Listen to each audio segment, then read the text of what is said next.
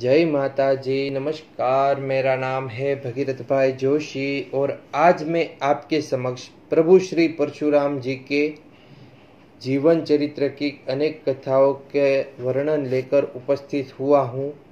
प्रभु श्री परशुराम जो है वो शस्त्र विद्या और शास्त्र विद्या का संगम का उत्तम उदाहरण माने गए हैं और भार्गव गोत्र की जो ब्राह्मण कुल के भार्गव गोत्र की सबसे आज्ञाकारी संतानों में से एक प्रभु श्री परशुराम जी को माना गया है।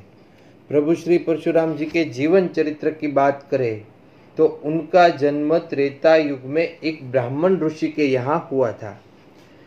भगवान परशुराम को विष्णु जी का छठा अवतार भी माना गया है।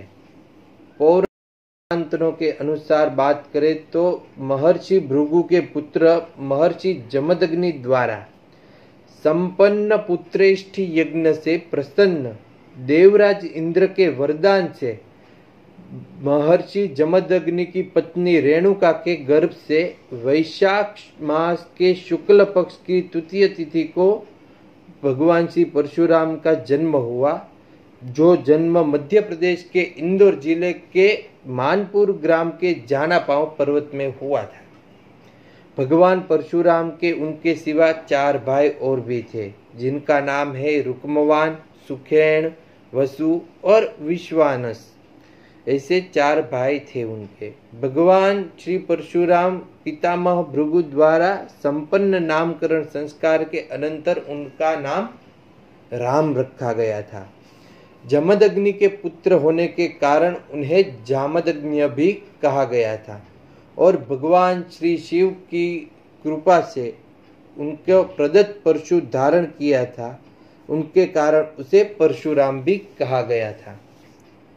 भगवान श्री परशुराम ने उनके जीवन की आरंभिक शिक्षा महर्षि विश्वामित्र एवं रुचिक के आश्रम में प्राप्त होने के साथ ही महर्षि रुचिक से शांग नामक दिव्य वैष्णव धनुष धारण किया था और ब्रह्म ऋषि कश्यप से विधिवत अविनाशी वैष्णव मंत्र प्राप्त हुआ था और कैलाश गिरी श्रृंग पर स्थित भगवान शंकर के आश्रम में विद्या प्राप्त कर विशिष्ट दिव्या शास्त्र विद्युदभि नामक परशु प्राप्त किया। शिव जी से उन्हें श्री कृष्ण का त्रैलोक्य विजय कवच, स्तवराज स्तोत्र एवं मंत्र कल्पतरु भी प्राप्त हुआ था। चक्र तीर्थ में किए गए कठिन तप से भगवान श्री परशुराम पर विष्णु भगवान प्रसन्न हुए और उन्हें त्रेता युग में रामावतार होने पर तेजोरोहण के उपरांत कल्पांत पर्यंत तपस्यारत भूलोक पर रहने का वर दिया गया था। भगवान परशुराम जी को चिरंजीवी होने का वरदान भी प्राप्त है। भगवान श्री परशुराम जी का उल्लेख रामायण, महाभारत, भागवत पुराण और कल्कि पुराण इत्यादि अनेक ग्रंथों में किया गया है। भगवान श्री परशुराम जी शस्त्र विद्या के महान गुरु थे और उनके शिष्यों में भीष्म, द्रोणाचार्य और कर्ण जैसे महान उनके शिष्य थे, जिससे भगवान श्री परशुराम ने उनको शस्त्र विद्या प्रदान की थी। भगवान श्री परशुराम ने 11 छंद युक्त शिव पंचत्वारिश नाम स्तोत्र भी लिखा था। भगवान श्री परशुराम जी का गायत्री मंत्र कुछ इस प्रकार है। ओम जामदग्न्याय विद्महे महावीराय धीमहि तन्नः परशुरामः प्रचोदयात् तन्नः परशुरामः प्रचोदयात्।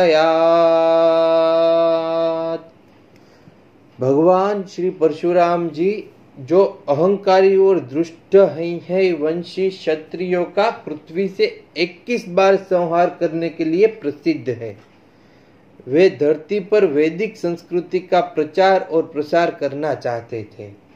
कहा जाता है कि भारत के अधिकांश ग्राम उन्हीं के द्वारा बसाए गए हैं, जिसमें कोंकण, गोवा एवं केरल का समावेश होता है। इसके लिए कोंकण, गोवा और केरला में भगवान परशुराम जी वंदनीय है। भगवान परशुराम जी भार्गव गोत्र के सबसे आज्ञाकारी संतानों में से एक माने गए हैं, जो सदैव अपने गुरुजनों और माता पिता की आज्ञा का पालन करते थे। माता पिता की आज्ञा का पालन करते हुए प्रभु श्री परशुराम जी का एक जो कथा का वर्णन है वह मैं आपके समक्ष प्रस्तुत करता हूँ। एक बार गंधर्वराज चित्ररथ को अप्सरा के साथ विहार करता देख हवन हेतु गंगा तट पर जल लेने गई जामदग्नि जी की पत्नी रेणुका आसक्त हो गई और कुछ देर तक वहीं रुक गई। हवन काल व्यतीत हो जाने से क्रुद्ध मुनि जमदग्नि ने अपनी पत्नी के आर्य मर्यादा विरोधी आचरण एवं मानसिक व्यभिचार करने के दंड स्वरूप सभी पुत्रों को माता रेणुका का वध करने की आज्ञा दी। अन्य भाइयों द्वारा ऐसा दुस्साहस न करने पाने पर पिता के तपोबल से प्रभावित परशुराम जी ने उनकी आज्ञा अनुसार माता का शिरोच्छेद एवं उन्हें बचाने हेतु आगे आए अपने समस्त भाइयों का भी वध कर दिया। उनके इस कार्य से प्रसन्न हुए उनके पिता जमदग्नि ने जब उनसे वरदान मांगने को कहा तो परशुराम जी ने सभी के पुनर्जीवित होने और उन्हें द्वारा वध किए जाने संबंधी स्मृति नष्ट हो जाने का वर मांगा। वे सदा बड़ों का सम्मान करते थे और कभी भी उनके अवहेलना नहीं करते थे। उनका भाव इस जीव सृष्टि को इसके प्राकृतिक सौंदर्य सहित जीवंत बनाए रखना वही एक उनका लक्ष्य था। वे चाहते थे कि यह सारी सृष्टि पशु पक्षियों वृक्षों फल फूल और समूची प्रकृति के लिए जीवंत रहे। उनका कहना था कि राजा का धर्म वैदिक जीवन का प्रसार करना है, न कि अपनी प्रजा से आज्ञा का पालन करवाना। वे एक ब्राह्मण के रूप में जन्मे अवश्य थे, लेकिन कर्म से एक क्षत्रिय थे। उन्हें भार्गव के नाम से भी जाना जाता है। परशुराम जी के अधिकांश विद्याएं अपनी बाल्य अवस्था में ही प्राप्त की थी। बाल्य अवस्था में अपनी माता से जो शिक्षा मिली थी, जो 8 वर्ष से कम आयु वाले बालक को दी जाती है, ऐसी शिक्षा जो पशु पक्षियों तक की भाषा समझते थे और उनसे बात भी कर सकते थे। और शास्त्रों में यह भी कहा गया है कि परशुराम जी कोई भी खूंखार वनेल पशु का जो स्पर्श हो तो वो वनेल पशु भी परशुराम जी का मित्र बन जाता था। आगे अनेक कथाएं और प्रसंग जो भगवान श्री परशुराम जी के हैं वह मैं आपके समक्ष प्रस्तुत करता हूँ।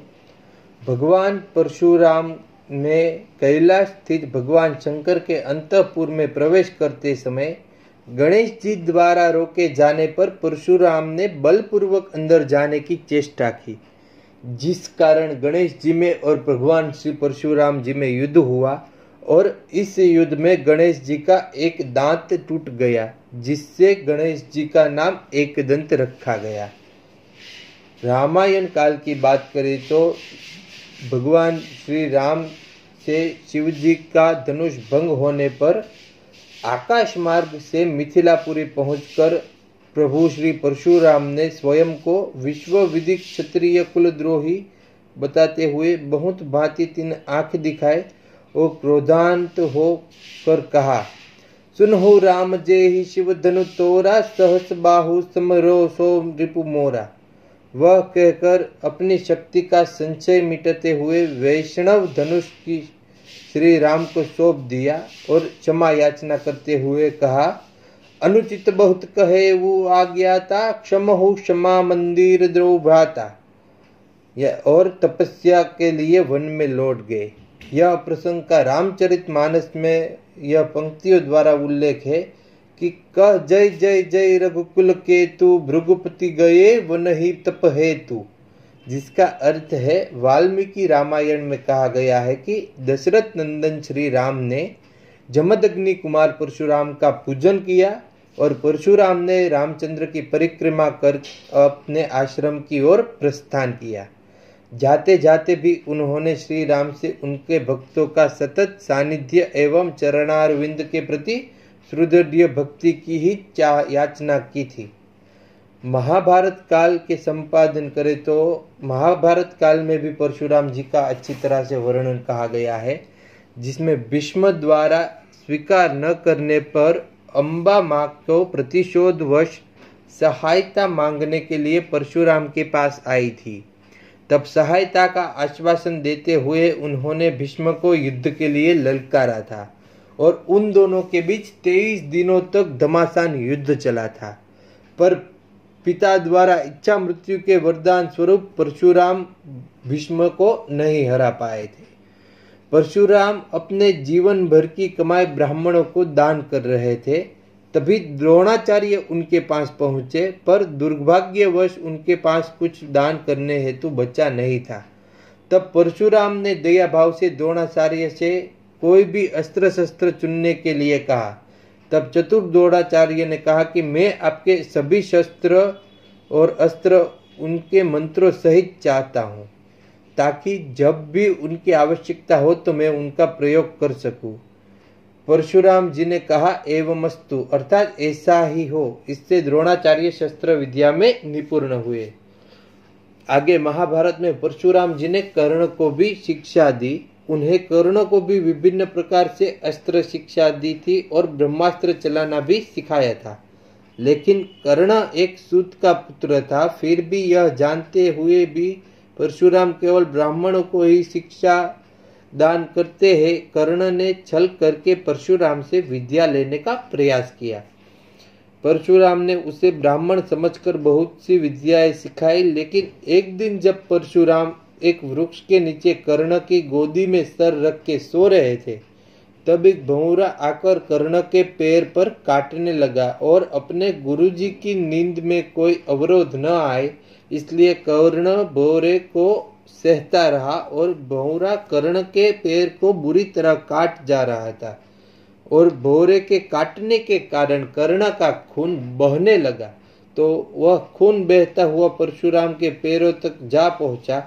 परशुराम की नींद खुल गई और वे इस खून को तुरंत पहचान गए कि यह खून तो किसी क्षत्रिय का ही हो सकता है, जो इतनी देर तक बगैर उफ किए बहता रहा।